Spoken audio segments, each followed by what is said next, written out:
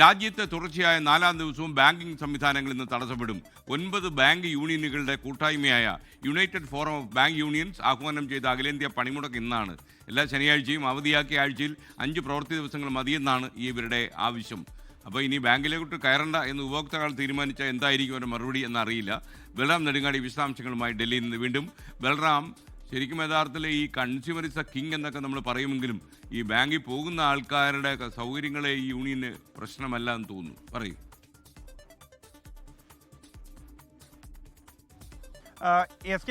ഇത്തരത്തിൽ ബാങ്കിംഗ് അടക്കമുള്ള സേവന മേഖലകൾ ജനങ്ങളുടെ സേവനത്തിന് വേണ്ടിയാണ് എന്നുള്ളതാണ് അവരുടെ ആപ്തവാക്യമായി ഉപയോഗിക്കാറുള്ളത് എങ്കിൽ പോലും ഇത്തരത്തിലുള്ള തുടർച്ചയായുള്ള പണിമുടക്കുകൾ അല്ലെങ്കിൽ അടച്ചിടുന്ന സാഹചര്യം എന്നിവ ജനങ്ങൾക്ക് വലിയ ബുദ്ധിമുട്ട് ഉണ്ടാക്കുന്നുണ്ട്. രാജ്യത്തെ ഏറ്റവും പൊതുമേഖലാ ബാങ്കുകളുടെ ജീവനക്കാർ, ബഹുഭൂരിപക്ഷം ജീവനക്കാരും അംഗങ്ങളായ 9 ബാങ്ക് യൂണിയനുകളുടെ കൂട്ടായ്മയായ United forum of bank unions ആണ് ഇന്ന് പൊതുപണിമുടക്കിന് ആഹ്വാനം ചെയ്തിരിക്കുന്നത്. ഇവരുടെ പ്രധാന ആവശ്യം എന്നുള്ളത് ആഴ്ചയിൽ 5 ദിവസം പ്രവൃത്തി ദിവസമായി മാറ്റണം എന്നുള്ളതാണ്.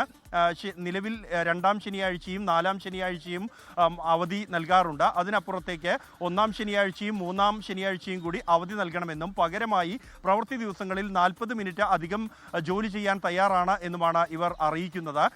4 ദിവസം മുമ്പ് ഈ ബന്ധപ്പെട്ട ലേബർ ഉദ്യോഗസ്ഥരുമായി ഇവർ ചർച്ച നടത്തിയിരുന്നു എങ്കിൽ പോലും ഈ ആവശ്യങ്ങൾ സർക്കാർ ഇതുവരെയും അംഗീകരിച്ചിട്ടില്ല. അതുകൊണ്ട് തന്നെ പൊതുപണിമുടക്കുമായി മുന്നോട്ട് പോവുകയാണ് എന്നാണ് സംഘടനകൾ പ്രഖ്യാപിച്ചിരിക്കുന്നത്.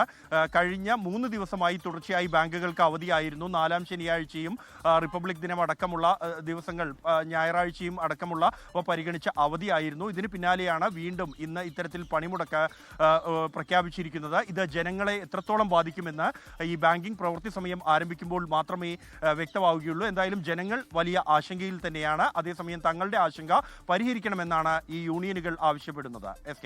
ലോകത്തെവിടെയായാലും ഏത് സമയത്തും 24 വാർത്തകളും ഓഗ്മെന്റഡ് റിയാലിറ്റി പാക്കേജുകളും എക്സ്പ്ലെയിനറുകളും വിശദമായി കാണാൻ ഞങ്ങളുടെ യൂട്യൂബ് ചാനൽ നിങ്ങൾക്ക് സബ്സ്ക്രൈബ് ചെയ്യാം.